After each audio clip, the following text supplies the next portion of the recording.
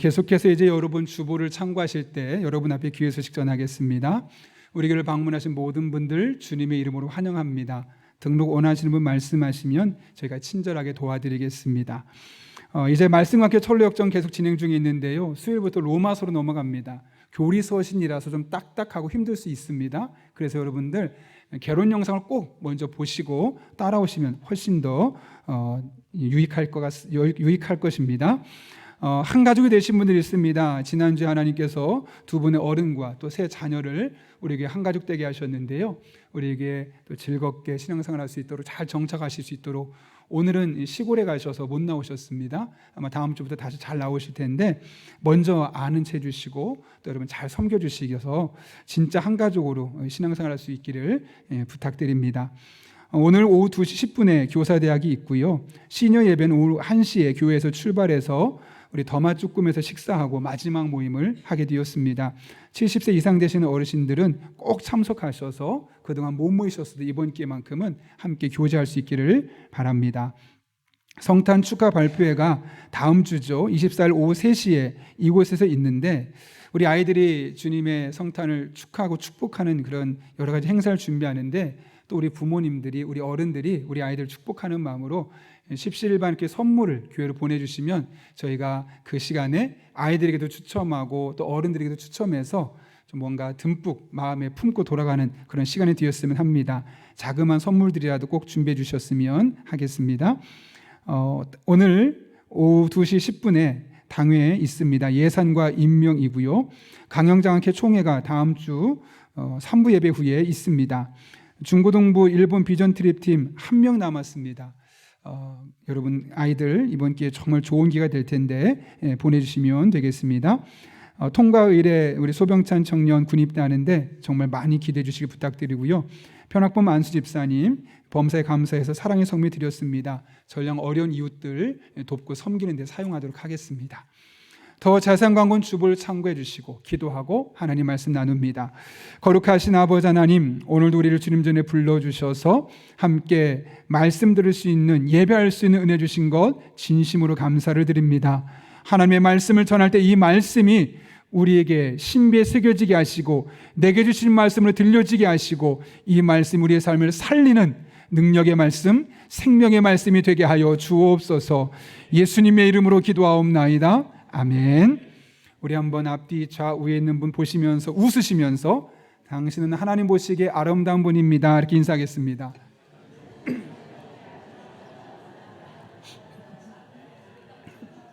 한 번 더 인사할까요? 제가 보기에도 그렇습니다 이렇게 인사하겠습니다. 네, 좋습니다. 저는 고등학교 때 기숙사 생활을 했는데 좀 체육 선생님과 아주 가까웠습니다. 그래서 수업이 끝나고 나면 저녁에 이제 체육 선생님과 함께 운동을 하고 체육 선생님 하숙방에 가서 이제 선생님과 함께 밥을 먹고 오죽 많이 갔으면 하숙집 아주머니가 너희들 또 왔니? 하고 밥을 차려줄 정도로 선생님과 아주 가깝게 지냈던 기억이 있습니다. 그때 선생님 앞에 저희 선생님께 테니스를 배웠었는데요. 선생님께서 저에게 테니스를 배워주시기 전에 한마디를 하셨습니다. 그것은 나쁜 자세를 버리라는 거였습니다. 왜냐하면 그 당시 저희 기숙사 바로 앞에 테니스 코트가 있었거든요. 그래서 1학년이었는데 선배님들이 테니스를 치는 모습 보면서 너무너무 멋있는 겁니다. 나도 배우고 싶어. 그런데 정식으로 배울 때는 없으니까 눈으로 보다가 흉내내고 형들이 어설프게 가르쳐준 것이 이제 제가 배운 테니스 실력의 전부였던 겁니다. 나름대로 독학을 한 것이고 그래서 어설픈 가르침이었죠. 당연히 기초가 좋을 리가 없습니다. 선생님께서 저에게 아주 중요한 얘기를 하셨습니다. 덕화나 테니스를 잘 치고 싶으면 열심히 노력하는 것도 중요하지만 쓸데없는 동작을 버리는 게 더 중요해 라고 말씀하신 거죠. 처음엔 그게 이해가 안 됐어요. 왜냐하면 많이 연습하면 금방 늘 거라고 생각했거든요. 그런데 쉽게 그냥 스트로크만 할 때는 큰 문제가 없는데 이제 좀 세부적인 좀 디테일한 기술이 필요할 때는 자꾸 실수가 나오는 거예요. 왜 그런가 보니까 쓸데없는 동작이 나오기 때문에 그렇죠. 그리고 그것은 쓸데없는 동작을 버리지 않고 잘못 보였기 때문에 그렇습니다. 어떤 일이든 한 분야에서 고수가 되고 그 분야의 실력자가 되기 위해서는 열심히 남들보다 노력하는 것도 필요하지만 자기가 잘못 배워왔던 것들을 버리는 것, 그것도 필요합니다. 그동안 오랫동안 연마했기 때문에 아까울 수 있지만 그것을 버릴 때 비로소 우리는 한 단계 더 성장할 수 있는 것이죠. 이건 사랑도 마찬가지입니다. 우리는 사랑에 대해서 너무 많이 배웠습니다. TV로 배우고요. 특별히 우리가 많이 배운 게 뭐죠? 유행가 가사로. 그렇죠? 우리가 그렇게 사랑을 배웠는데 문제는 그렇게 사랑을 배우고 그렇게 사랑을 열심히 훈련하다 보면 문제가 생겨요. 왜 그러냐면 버리는 연습을 하지 않았기 때문에요. 노래를 배운 게 다 사랑인 줄 착각하고 그걸 다 하려고 하다 보니까 제대로 될 수가 없죠. 문제가 생길 수밖에 없죠. 결국 우리가 서로 사랑하며 살기 위해서도 잘 사랑을 배워서 열심히 사랑을 위해 노력하는 것도 중요하지만 내가 잘못 배운 사랑, 왜곡된 사랑들은 잘 버려야지만 그럴 때 서로 오해가 되지 않고 올바르게 사랑하며 살아갈 수 있는 겁니다. 오늘 본문을 통해 같은 사실을 확인할 수 있는데요. 우린 지난주에 사랑의 긍정적인 측면의 두 가지를 살펴봤죠. 뭐였습니까? 사랑은 오래 참고 온유하며. 이 두 가지 행동은 우리에게 긍정적인 행동을 촉구하고 있습니다. 반면에 오늘부터 살펴볼 말씀은 부정적인 행동을 금지하는 것으로 끝부분의 공통점이 무엇 하지 아니하며 라는 표현을 쓰이죠. 4절 보면 이렇게 되어 있습니다. 시기하지 아니하며 사랑은 자랑하지 아니하며 교만하지 아니하며. 특징은 아니한다는 거예요.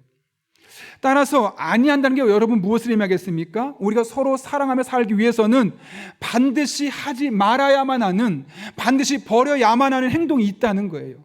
다른 말로 하면 이 행동이 여전히 남아있으면 사랑하면 할수록 오해가 생기고 문제가 생길 수밖에 없다는 거죠.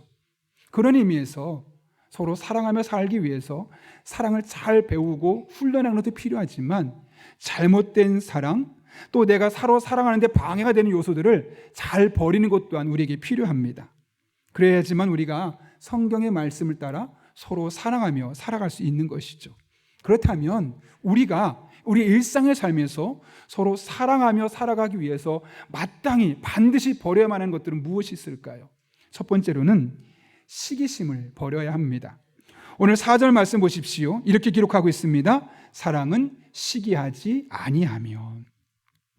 여러분, 시기심이 뭐죠? 다른 말로 하면 질투라는 말로 바꿀 수 있을 겁니다. 원어를 그대로 좀 직역하면 이렇습니다. 다른 사람들이 소유한 것들, 즉 은사, 지위, 친구, 인정받음, 재산, 학벌, 유명세, 외모, 행복 등을 보고 강한 질투심이 생겨서 마음이 상하는 것. 나는 없는데 나보다 조금 더 가지고 있는 것들을 보면서 마음에 질투심이 생기고 시기심이 생기는 거예요. 나는 없는데 쟤는 있네. 그러면서 그 안에 마음이 상하는 단계까지 나아가는 겁니다. 그렇다면 여러분, 시기심이 생기는 결과는 뭘까요? 결국 다툼이고 상대방을 미워할 수밖에 없는 겁니다. 그렇다면 바울은 왜 이런 말을 할 수밖에 없었을까? 당시에 고린도 교회 교인들은 은사가 참 많았어요. 그런데 문제가 뭐냐면 한 사람이 보기에 저 사람은 나보다 은사가 더 훨씬 더 많네. 저 사람이 받은 은사는 내 은사보다 훨씬 더 좋아 보이네. 비교하는 거예요? 경쟁하는 거예요? 그러니까 어떤 마음이 들어요?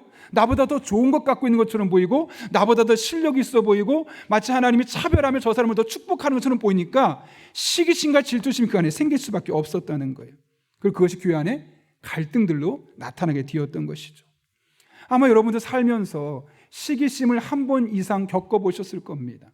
목사님 저도 예외는 아닙니다.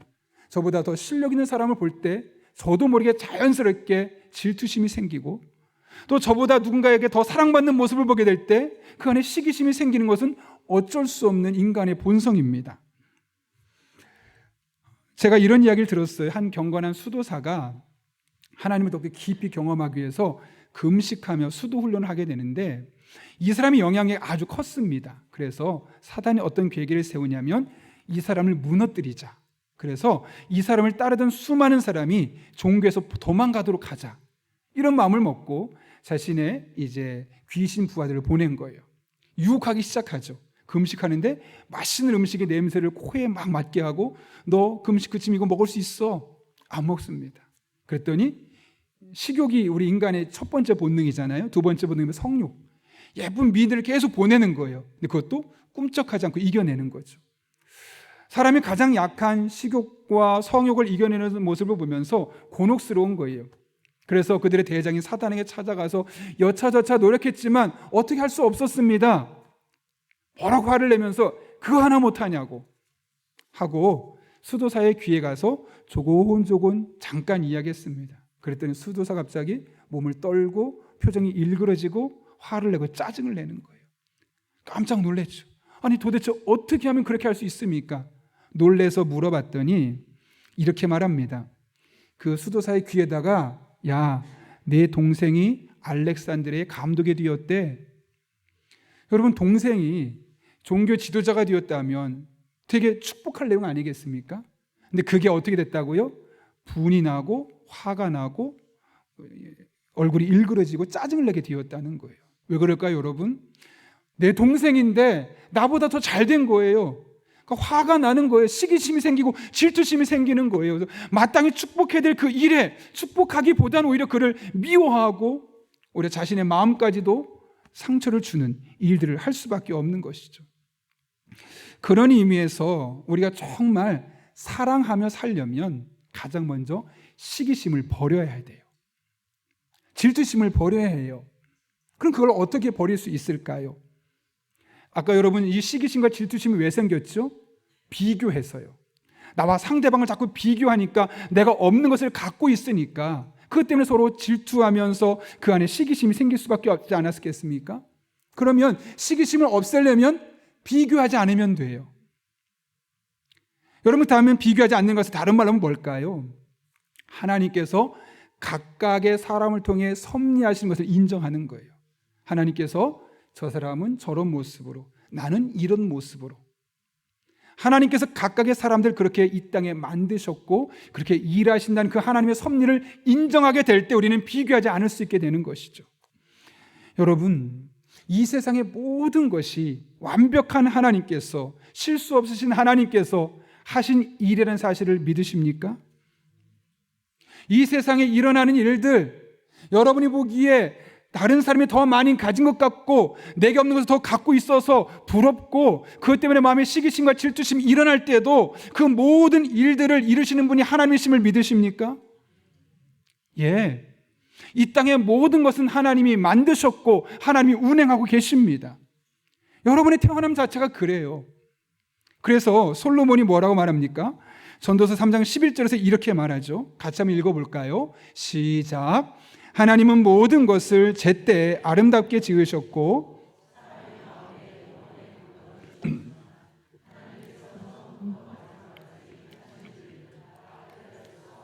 아멘. 뭐라고 말씀하세요? 하나님께서 이 땅에 사람들을 만드셨고 다른 많은 것들을 행하시는데 언제 하셨다고요? 제때에, 정확한 때에, 꼭 알맞은 때에 아름답게 만드셨대요.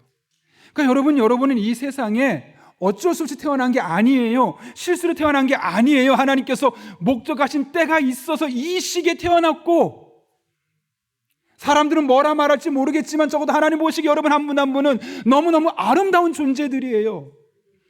물론 우리 눈에는 더 예뻐 보이는 사람, 더 소중한 사람, 그런 사람도 있어 보일 수 있겠죠. 더 훌륭한 사람이 분명히 보이겠죠. 그러나 하나님의 눈은 다 똑같아요. 우리가 얼마나 많은 돈을 벌었는지 상관없어요. 얼마나 많이 똑똑해서 좋은 대학을 가고 좋은 직장을 다녔는지 하나님 그거 보지 않으세요.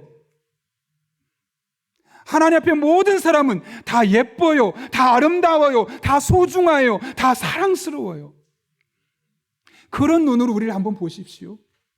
남들과 비교할 게 뭐가 있습니까?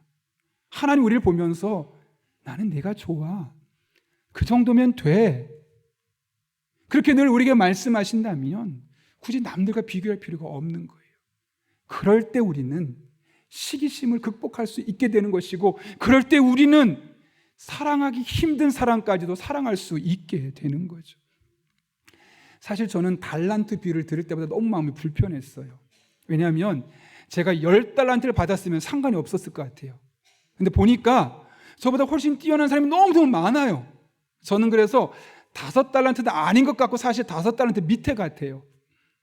그래서 하나님께 좀 원망이 생기는 거예요. 하나님, 저 사람들은 10달란트 주시는데 저는 왜 서너 달란트밖에 안 주는 겁니까? 저도 10달란트 주면 저 사람들처럼 멋지게 하나님 위해 쓸게요. 변질되지 않을게요. 막 그런 마음이 생기는 거예요. 왜 그런 마음이 생길까요? 비교하니까요. 저 사람은 더 많이 받은 것처럼 보이고 저 사람은 더 훌륭한 것처럼 보이는데 나는 점점 소외되고 위축될 수밖에 없으니까요. 근데 제가 그것을 이겨낼 수 있었어요. 지금은 부럽지 않아요. 물론 부럽긴 하지만 시기하거나 질투하지 않아요. 그렇게 될 수 있었던 가장 중요한 이유는 내가 하나님 앞에 소중하고 지금 내가 하고 있는 일을 하나님은 소중하게 보고 계시다는 거. 큰 일, 유명한 사람 되지 않아도 그냥 너에게 맡겨진 일 네가 열심히 해? 그럼 너는 나한테 존귀해. 너는 나한테 소중해. 너는 여전히 아름다워. 라고 말씀하시는 주님을 경험했기 때문에 남들만큼 유명하지 않아도, 남들만큼 소문하지 않았어도, 남들만큼 좋은 실력을 갖추지 못했어도 주어진 상황에서 열심히 일하고 하나님을 섬길 수 있다면 그러면 되지 라는 마음이 생기니까 신기해요. 시기심과 질투심이 사라지는 거예요.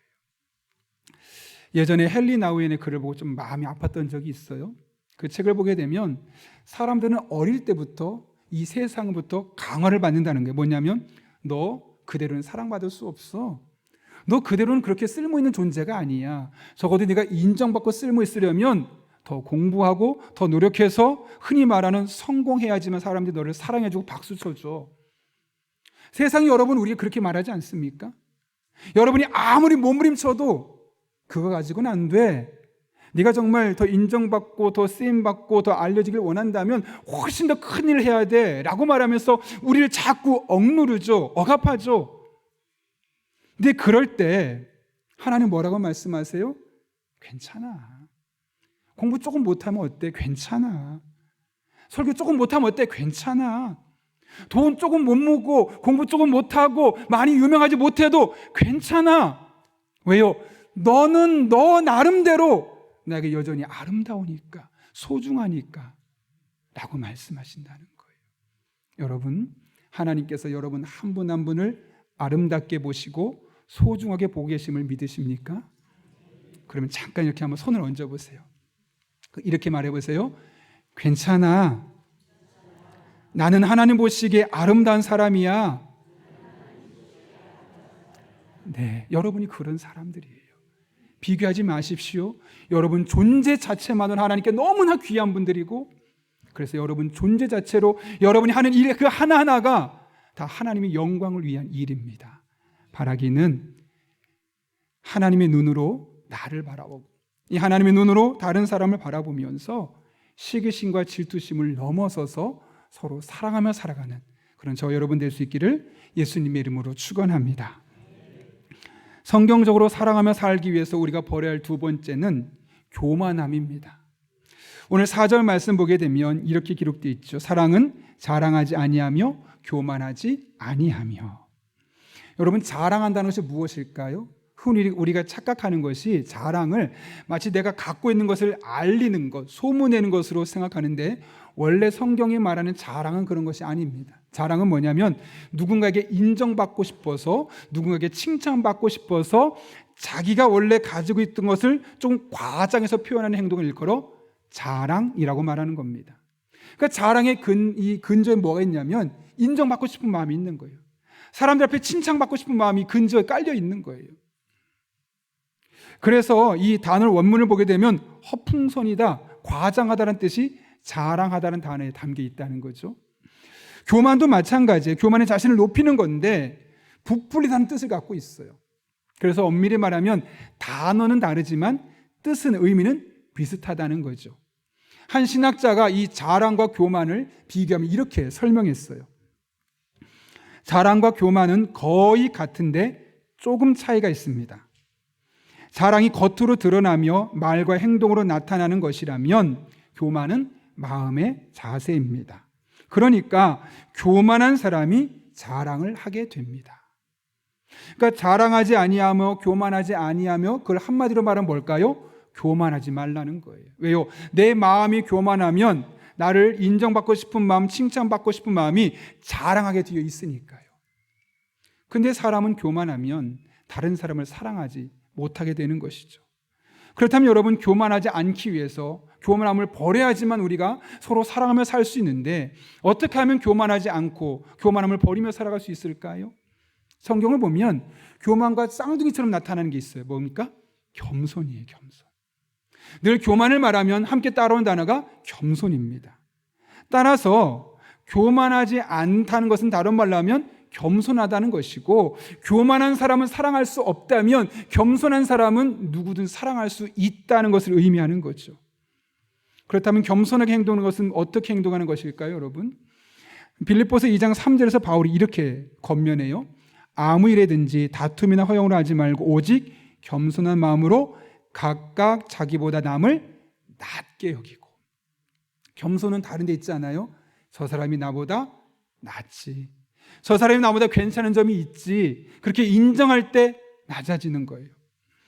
미국에서 한 20년을 사시고 한국에 오신 목사님이 계시거든요. 그분이 이런 얘기를 하시더라고요. 많은 사람이 한국에서 미국으로 이제 이주를 하고 이민을 하게 되는데 잘 적응하지 못하는 분들이 있으시대요. 누가 그러느냐? 한국에서 명문대를 나온 사람들, 고위직 공무원을 보낸 사람들, 흔히 말하는 좀 성공 좀 했다라고 말하는 사람들은 미국에 와서 그렇게 정착하는데 힘들대요. 왜냐하면 새로운 직업을 갖고 새로운 일을 해야 되는데 당연히 허드렛 일을 하지 않겠습니까? 무시하는 거예요. 막 일 시키는 거예요. 그럼 속에 어떤 마음이 생기냐면, 내가 어떤 사람인데, 내가 무슨 일을 했었는데, 이게 뭘까요? 내가 너보다 더 나은 사람인데 너 나한테 왜 그런 거 시켜? 그러니까 그 하루하루가 힘들 수밖에 없다는 거예요. 여러분, 겸손은 나보다 남을 더 낮게, 더 훌륭하게, 더 좋게, 더 멋지게 보는 관점을 일컬어 겸손이라고 말하는 겁니다. 다른 사람을 무시하지 않는 거예요. 그 사람에도 배울 것이 있음을 인정하는 거예요. 그럴 때 우리는 겸손하게 섬길 수 있는 거죠. 그리고 이 겸손함에는 사람이 붙게 돼 있어요. 제가 한 달 좀 안 된 것 같아요. 송탄에 미군 기지가 있잖아요. 한 목사님 이제 노회 일 때문에 그 목사님과 함께 송탄의 미군 기지에 잠깐 들어갔다가 그 목사님과 함께 다시 그 목사님이 섬기는 기회를 오게 되었어요. 갔더니 성도가 한 25명 정도 되는데, 사실 25명 중에 15명은 초등학생, 중학생 아이들이에요. 왜냐하면 공부방을 하는 거죠. 공부방을 하면서 아이들에게 교육을 시키고 이제 그 아이들이 성장할 수 있도록. 어른은 한 10명밖에 되지 않는 거죠. 근데 그 목사님이 결국 그 아이들을 공부방을 해서 유지를 하기 위해서 어떤 일을 하냐면 미군 기지에 들어가서 청소 일을 하는 거예요. 그리고 그 청소 일을 하면서 만난 카츄샤, 또 거기서 만난 미국 군인들을 만나서 우리가 이런 일을 하고 있는데 얘네들이 이 송탄 저 구석에서 공부를 제대로 교육을 받지 못하고 있는데 이 아이들 좀 도와달라. 그랬더니 미군들이 와서 도와주고 또 자기들 돈도 모아서 갖다 주기도 하고, 카츄샤 학생들이 1년에 지금 갔을 때 한 8명 정도 계속 매일매일 와서 아이들을 가르쳐 주는 거예요. 일과 끝나고 나서. 신기한 거는요, 제가 갔던 그날 한 아이가 왔거든요. 키도 좀 작고 순하게 생겼어요. 옆에 있던 목사님이 어이구 너 어떻게 여기 오게 됐어? 했더니 교회를 안 다닌대요. 근데 어떻게 오게 됐냐니까 그 목사님의 모습을 보고 너무 감동받아서 자기가 왔다는 거예요. 그리고 만약 나중에 자신들이 교회를 다니게 된다면 이 교회 때문이고 이 목사님 때문이라는 거예요. 여러분 잘 아시는 것처럼 카츄샤에 있는 아이들 보통 서울대, 연대, 고대들이 많잖아요. 그 친구도 연대, 공대 학생이더라고요. 그러면서 애들을 가르쳐주고 있었던 거죠. 그 어떤 모습에 그 아이들이 감동을 받게 되었냐면, 목사님이잖아요. 이 목사님이 미군 부대에 들어가서 쓰레기 청소를 하는 거예요. 제가 이제 같이 먹었고 결제를 했었는데, 미국은 우리 같지 않고 분리수거가 안 되잖아요. 막 요만한 쓰레기통에 온갖 음식을 다 넣는 거예요. 먹은 거를. 얼마나 더럽겠어요? 미국은 그냥 그대로 버리면 되는데, 이건 또 그 부대 안은 미국령이지만 부대 밖에서 쓰레기를 처리하다 보니까 다 분리수거를 할 수밖에 없는 거예요. 그러니까 목사님이란 분이 그 쓰레기를 다 모아가지고 분리수거하는 모습 보면서 이 카츄샤들이 감동받는 거예요. 왜 저렇게 하시지? 낮은 모습으로 아이들을 섬기는 그 모습을 보면서 나라도 이렇게 도와줘야겠다, 그런 마음에 앞장서서 나오게 되고, 또 그 많은 그 미군들, 아파치 헬기를 운전하는 그런 헤드, 가장 대표적인 사람이 또 그 와서 자기가 모금을 해와가지고 쌀을 사가지고 아이들 밥을 해주려고 하고 막 이런 일들을 계속 거기서 하고 있는 거죠. 그래서 저는 그래서 처음에 목사님이 또 학벌도 너무 안 좋고 교회 사역도 별로 못해서 저 어려운 지역에 개척해서 저런 힘든 일을 하나 보다 생각했더니 그게 아니에요. 명문대를 나오셨고요. 소망교회에서 부목사다가 거기 간 거예요. 개척해서. 그러니까 사람들이 더 감동하는 거예요. 저 정도 학벌에 얼마든지 큰 교회 갈 수 있는 분이 작은 지역에 가서 그 어린아이들을 교육하면서 섬기겠다는 모습 보면서 사람들이 감동할 수밖에 없고, 그러니까 나도 가서 섬기겠노라고 교회 다니지 않는 카투샤 아이들까지 와서 그렇게 섬기는 모습을 보게 되는 것이죠. 여러분, 그 모습을 보면서 저는 참 많은 충격을 받았어요. 하나님께서 왜 그걸 보게 하셨을까? 그럼 나는 나에게 주어진 삶의 자리에서 어떻게 겸손한 모습으로 다가서야 될까? 그런 생각을 좀 깊게 했던 그런 시간이 있었습니다. 우린 지금 대림절 3번째 주일을 보내고 있어요. 대림절은 예수님께서 약 2000년 전에 이 땅에 오셔서 하신 일들을 기억하며 우리의 삶에 적용하는 그런 시기라고 할 수 있어요. 그렇다면 여러분, 예수님은 겸손과 관련해서 어떤 삶을 사셨습니까? 아까 읽었던 빌립보서 2장 3절 이후에 보면 2장 5절 이하 이렇게 기록되어 있어요. 세 번역으로 제가 한번 읽어보겠습니다. 여러분 안에 이 마음을 품으십시오. 그것은 곧 그리스도 예수의 마음이기도 합니다. 그는 하나님의 모습을 지니셨으나 하나님과 동등함을 당연하게 생각하지 않으시고 오히려 자기를 비워서 종의 모습을 취하시고 사람과 같이 되셨습니다. 하나님이셨는데 낮고 낮은 겸손한 모습으로 사람의 모습을 입으셨다는 거예요. 근데 그게 끝이 아니었죠. 그는 사람의 모양으로 나타나셔서 자기를 낮추시고 죽기까지 순종하셨으니 곧 십자가에 죽기까지 하셨습니다. 우리를 위해 낮아지고 그 근저가 뭡니까? 그러다 보면 우리를 사랑할 수 있게 되었죠. 그래서 십자가에 못 박혀 죽으시는 것을 주저하지 않게 되었던 거예요. 여러분, 겸손함은 그냥 마음의 소양으로 끝나는 것이 아니라 누군가를 사랑하게 만들 수 있는 강력한 힘이 된다는 사실을 믿을 수 있기를 바랍니다. 그러므로 여러분이 누군가가 미워요? 잘 돌아보십시오. 여러분의 마음속에 교만함이 있는 거예요. 그 교만함을 이기는 것은 하나밖에 없어요.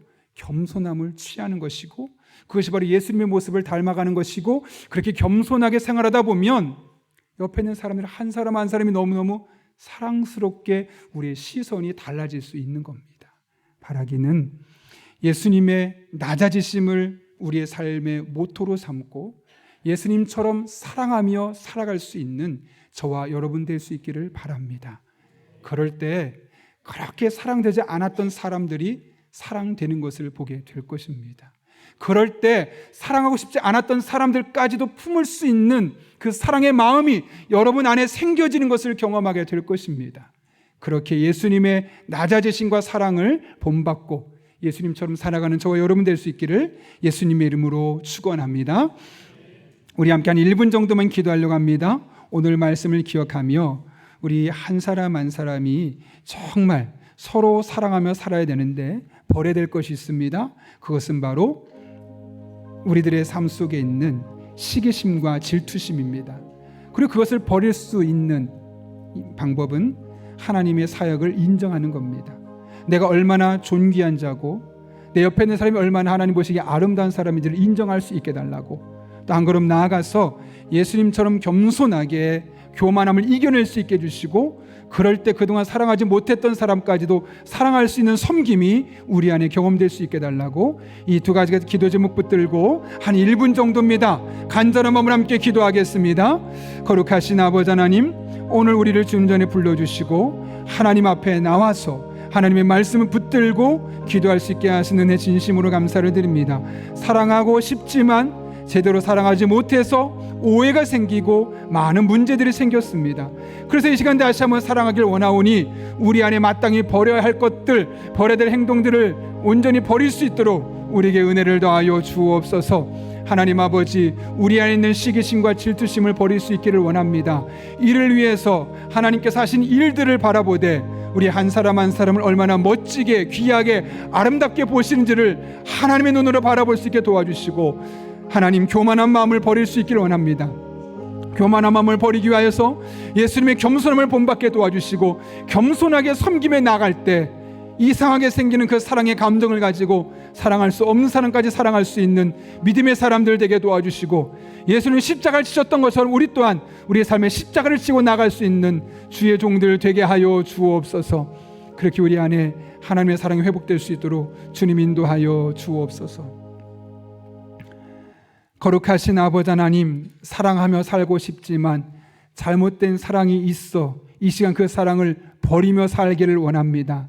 우리 한 사람 한 사람의 마음속에 시기심과 질투심이 일어날 때마다 하나님께서 우리 한 사람들을 얼마나 아름답게 존귀하게 지었는지를 기억하고 그 하나님의 눈으로 우리를 바라보고 이웃을 바라볼 수 있는 믿음의 사람들 되게 하여 주옵소서. 뿐만 아니라 우리도 모르게 자꾸만 인정받고 칭찬받고 싶은 마음이 교만해지고 자랑하는 마음이 생기는데, 그럴 때마다 예수님의 겸손한 마음을 본받게 하시고 예수님처럼 사랑하게 하시고 예수님처럼 우리의 삶에서 십자가를 질 때 우리를 힘겹게 했던 누구라도 사랑할 수 있는 믿음의 사람들 되게 하여 주옵소서. 예수님의 이름으로 기도하옵나이다. 아멘.